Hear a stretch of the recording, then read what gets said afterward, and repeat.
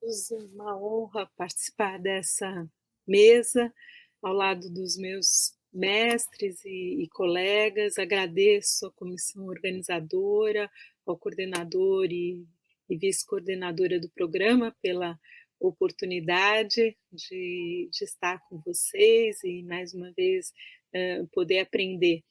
Eu demorei, relutei em aceitar o convite, porque eu não sou uma historiadora econômica, embora eu tenha crescido, né, nesse ambiente de discussão e tenha alguma familiaridade com a bibliografia, mas não sou uma praticante, e ainda assim, por insistência dos colegas, eu acabei aceitando e considerando isso uma convocação, né.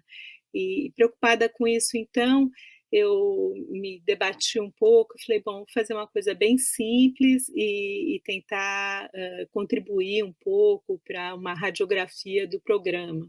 Conversei até com a Vera, achei que ela justamente ela é a memória, né, desse programa nas últimas décadas, e eu também me debrucei um pouco sobre os dados. Então vou apresentar alguns dados que foram compilados e trabalhados em uma base de dados, cuja fonte foi a CAPES, e o banco de teses da USP. Então são os dados que eu encontrei nessas fontes e que foram trabalhados por mim e pelo Rogério Bayer, né, o meu orientando de doutorado, e que tem uma familiaridade muito boa com esses instrumentos de visualização e análise de quantitativa.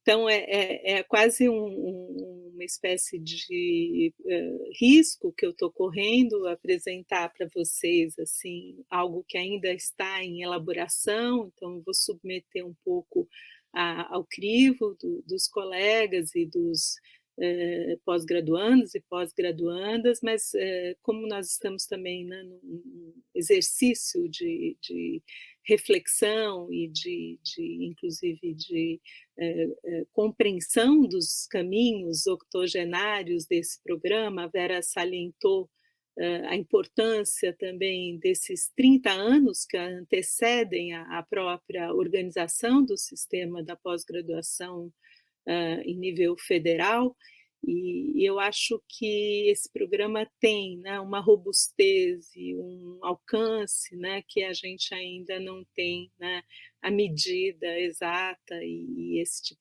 de balanço talvez propicie isso. Então, é um exercício muito preliminar. Eu vou colocar compartilhar arquivo ou tela? Compartilhar tela, né? Então, nós temos aqui uma tentativa de aproximação, não é? Uma leitura externa. Agora, na fala da Vera, eu já, enfim, revisei um pouco os dados e eu tinha estabelecido uma periodização, já tem que rever a maneira como eu recortei e fiz o meu enquadramento cronológico, né? Daí a importância da gente construir as nossas bases de dados baseados, né, na experiência e no depoimento daqueles que vivenciaram a existência do programa. Deixa eu ver aqui, eu não vou ver vocês. Então, estão vendo, né, a tabela de sumário, titulações. Então, nós temos aqui 785 trabalhos, 431 de doutorado, 354 de mestrado. Uma variável importante também são as titulações por gênero, 58% defendidos por homens e 42% por mulheres. São as variáveis que foram possíveis escolher nesse momento. Eu lembro que esse é um exercício muito preliminar. Inicialmente eu tinha dividido por décadas, né? Mas ela apenas para a gente ter uma evolução, né?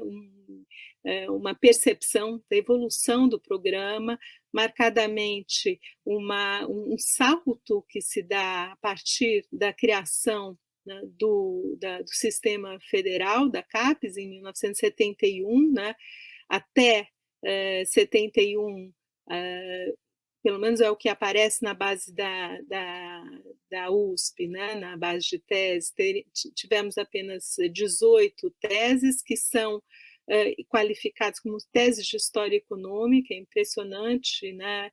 Começa com a tese da Alice Canabrava, né, em 42, e essa evolução é nítida, sobretudo nas décadas a partir de 2001, né, são defendidos, né, 224 teses e dissertações, um salto também importante até 2020. Um gráfico aqui também, onde fica isso mais acentuado, né?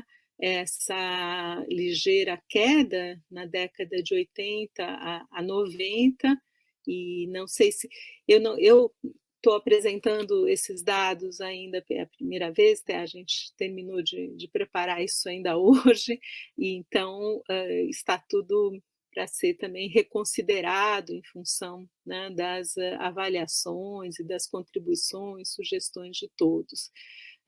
Então, diferentes formas de visualização, ainda titulações por décadas, e eu tinha estabelecido também uma periodização que aqui já revi. E eu fiz o corte com a separação do curso de Geografia e de História em 56. Né? Achei que isso era um momento importante, não sei se depois a Vera e o professor Jobson acharão isso relevante, mas será que a separação entre geografia histórica e geografia e história incide, né, na maneira como se produziram, e nas temáticas e também nos recursos metodológicos utilizados? Eu tenho a impressão que, e é uma avaliação também, que ainda hoje em dia, né, nós conversamos pouco com a geografia, né, com a geografia histórica, ou mesmo com as ferramentas de georreferenciamento. Então, eu lembro aqui desses trabalhos da década de 50 que exploravam muito a cartografia, até dentro de uma linhagem brodeliana, que valorizou muito a semiologia gráfica e o uso da cartografia temática, mais do que a cartografia histórica, que hoje em dia também é toda uma área de estudos, né? Mas e depois, então, a década que se segue, né, até 70, e a criação do programa, esse momento, 1971 a 1988, aí a questão também, eu acho que eu devia deixar mais claro, a ditadura militar, né, o processo de redemocratização, essas variáveis do ponto de vista do contexto político brasileiro acho que importam muito, a gente sabe disso, e o período entre 1989 e 2013, com a redemocratização, não é? Um significativo aumento aqui nesses dois últimos períodos, e eu dividi um pouco por esse mandato até 2016, que eu acho que é um momento importante de fazer o corte, né? Então, aqui alguns são os mesmos dados, né, para serem visualizados de uma outra forma, né? E eu também dividi em períodos, grandes períodos, concentrando o antigo e medieval numa mesma chave para dar alguma expressão estatística. Então, nós temos, a Vera comentou que nessa primeira fase, nos 30 primeiros anos da existência do programa de pós-graduação, antes mesmo da criação do sistema federal, havia uma concentração de teses na área de história colonial, história moderna, né? E a gente vê aqui um como que o interesse por história contemporânea, né, prevaleceu, né, e nas últimas décadas. E, então, aqui fazendo um foco mais conectado com os trabalhos relacionados diretamente com a história do Brasil, são 81% dos trabalhos defendidos no programa se referem a justamente aspectos, né, da realidade brasileira, com a concentração, né, no período, a partir do período republicano, 1891, e depois, em seguida, vem colonial, com cerca de 15% dos trabalhos, o período imperial, 12%, e nós, por sugestão do Roger, e eu achei muito boa, criamos duas categorias que eu acho que se justificam, não sei o que vocês acharão, mas a categoria transição de um período a outro, então a transição, não é, de colônia a império e de império a república, com também quantidades expressivas, ou seja, momentos, né, de mudança, enfim, de regimes de governo, né, e que acabam, né, tendo uma concentração, né, interessante. São muito poucas as teses que discutem, né, história econômica na longa duração, ou seja, num recorte plurissecular, são representando apenas 1%. Isso é interessante, sobretudo quando contrastado com uma tendência norte-americana e anglófona, né, de fazer aquelas teses, né, que ainda mais hoje em dia com escala antropocênica, né, e temos uma tradição, se calhar, né, mais monográfica. Então, aqui, uma outra visualização dessas realidades, né, e dos objetos e dos recortes temporais, né, recortes, e os trabalhos também relacionados com os recortes geográficos. Então, das 785 teses e mestrados defendidos, 632 se referem ao espaço geográfico do Brasil, 64 à Europa, 62 às Américas, englobando aqui a América do Norte, América Central e América do Sul. 12 tem um enfoque global, 8 apenas sobre África e 7 sobre Ásia. E no que tange as regiões, as macro-regiões, né, quais são as áreas de concentração? Nós retiramos aqui, excluímos, por exemplo, teses que não tinham recorte no Brasil, né, então, no total, estamos trabalhando com um universo de 632 trabalhos, 44% se concentram no Sudeste, 9% no Nordeste, 6% no Sul, 4% no Centro-Oeste, Norte, 2%, e geral Brasil, aquelas teses que discutem, fazem comparação entre diferentes regiões, ou tem uma abordagem numa escala nacional, são 34%, que também é significativo e interessante. Aqui nós também fizemos um exercício sobre as localidades mais estudadas, que são mais recorrentes, disparadamente, né? Quer dizer, Brasil, essa escala Brasil, a escala São Paulo, né? O estado de São Paulo, Minas Gerais, Rio de Janeiro, Bahia, a cidade de Roma, são os estudos ligados à antiguidade e ao medievo. O Rio Grande do Sul, a América Ibérica, demos um destaque aqui para a Iberoamérica, Portugal, Santa Catarina, Paraná, Argentina, Mato Grosso, são aquelas regiões mais representadas. Não quer dizer que não existam teses sobre, né, outras regiões, mas são aquelas cuja frequência, pelo menos, não apareceu mais do que 8 trabalhos sobre. E, por fim, o desafio maior, o que aqui eu também faço uma ponte com o que o Horácio muito brilhantemente explicou, e essas transformações, essas mutações, né, da historiografia econômica, né, como é que a própria linguagem conceitual, né, foi marcada pelo debate, pelas agendas políticas, pelas, enfim, agendas também teórico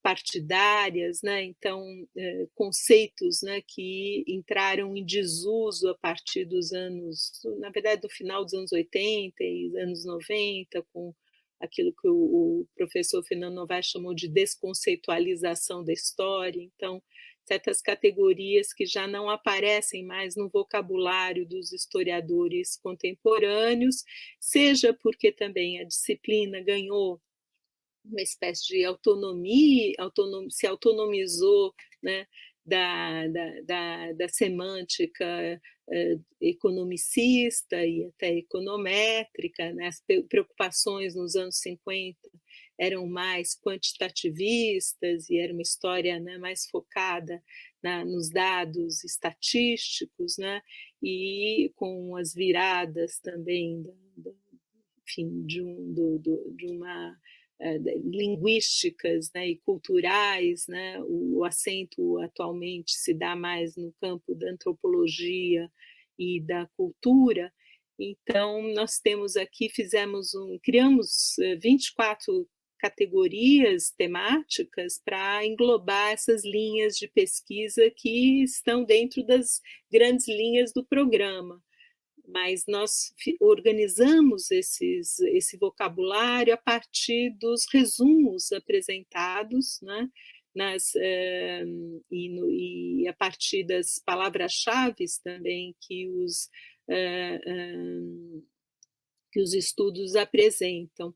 Então, fizemos um esforço para identificar temas que continuam sendo pouco frequentados pela historiografia econômica, um pouco ainda, né, que careceriam ser talvez mais objeto, né, de jornadas, enfim, de trabalhos, de cursos de pós-graduação. Disparadamente, né, a gente vê que a maior parte dos estudos se concentram nas políticas econômicas, né, governamentais. Então, são o governo do Juscelino, do Getúlio Vargas, né, momentos, né, da história política que são analisados do ponto de vista das políticas implementadas, né, dos planos de governo. E como era de se esperar, a representação dos trabalhos ligados à questão do escravismo, à questão da imigração e das relações de trabalho, do próprio mercado de trabalho, também aparece com bastante destaque, né? Questão das relações entre industrialização, ciência e tecnologia também está, que é um tema fundamental, aparece bem qualificado, os conflitos sociais e movimentos sociais, estrutura agrária e mercado fundiário. Uma área que é muito expressiva são as biografias de empresários e de homens, né, importantes para, enfim, para a história do pensamento econômico. Eu não vou me deter aqui em ler todas essas categorias, mas vocês vão ver a pluralidade, né, de temas e abordagens que são propostos pelo Programa de História Econômica. Incluí aqui uma categoria que chama, a princípio, de mídia e economia, e talvez eu chamaria isso de mídia, opinião pública e economia, e que se relaciona também com o tema, né, desse ano, do encontro dos pós-graduandos, né, o papel da informação na história econômica e na própria realidade econômica. E problemas ligados à logística, infraestrutura, Há uma tradição que parece que ficou perdida dos estudos demográficos, né? O próprio Horácio, né, é o diretor do CEDAW e sabe, né, da importância né, do programa e do departamento, né, na construção né, de uma tradição, né, na área de demografia histórica na América Latina, e nas últimas décadas, né, a introdução de temas ligados à sociologia e economia da cultura, que eu acho que é uma inovação do programa, mesmo os trabalhos defendidos na área de patrimônio arquitetônico, turístico e questões ligadas ao meio ambiente, eu acho que é uma área que tende a se expandir muito nos próximos anos, enfim, e uma área subrepresentada, tendo em vista ainda as questões contemporâneas, é os estudos sobre as populações indígenas. Elas se concentram excessivamente no período colonial, eventualmente no início do século XIX. Então, as populações indígenas contemporâneas não têm sido objetos de estudo nos últimos anos. E, enfim, para resumir, né, áreas que eu acho que onde o programa vai, provavelmente, nos próximos anos, se expandir, né, de maneira consistente, dando continuidade, né, a uma tendência já consolidada. Certamente será no campo da historiografia econômica, né, e das biografias, né, de negociantes e empresários, história ligada muito à história empresarial, a questão das geografias, da geopolítica e relações internacionais, que já aparece, mas que também tende a se expandir, as relações entre mídia e economia, são muitos os estudos que usam jornais como fonte, né, de informação, ou mesmo como objeto de estudo, aqui as relações de gênero, e eu acrescentaria, ficou faltando essa tabela, as relações de gênero, raça e classe, que eu acho que é uma tendência que precisa ser recuperada e ampliada. Enfim, aqui a gente fez uma brincadeira usando, né, as localidades que mais aparecem, com as suas abrangências geográficas, né, mostrando, sobretudo, que é um programa que segue a tradição da Faculdade de Filosofia de ter, né, uma amplitude, né, e de interesses, né, uma diversidade de abordagens teóricas e também temáticas. Então, era mais ou menos isso, é muito singelo, é um primeiro estudo, provavelmente cheio de, não é, que vai precisar muita discussão, e eu vou isso. Mas eu acho importante, né, quer dizer, essas radiografias nos ajudam justamente a construir, não é, caminhos e aprofundar, né, os intercâmbios e buscar também, né, referências, às vezes fora da USP, né, com convênios que a professora Vera, enfim, grande maestra desses convênios, né, com instituições universitárias de grande impacto e que podem também nos ajudar aí na performance do programa. Então, eu agradeço novamente o convite e fico por aqui. É uma entrada muito ligeira, espero não ter decepcionado ninguém, e era apenas com uma intenção aí de dar uma contribuição a essa fotografia, né, do atual momento da nossa pós, e parabéns ao programa, eu fico sempre muito orgulhosa de poder fazer parte desse grupo, né, muito entusiasmado enfim, sempre atuante, né. O programa eu acho que a nota do programa não certamente não reflete a sua, produção. Muito obrigada.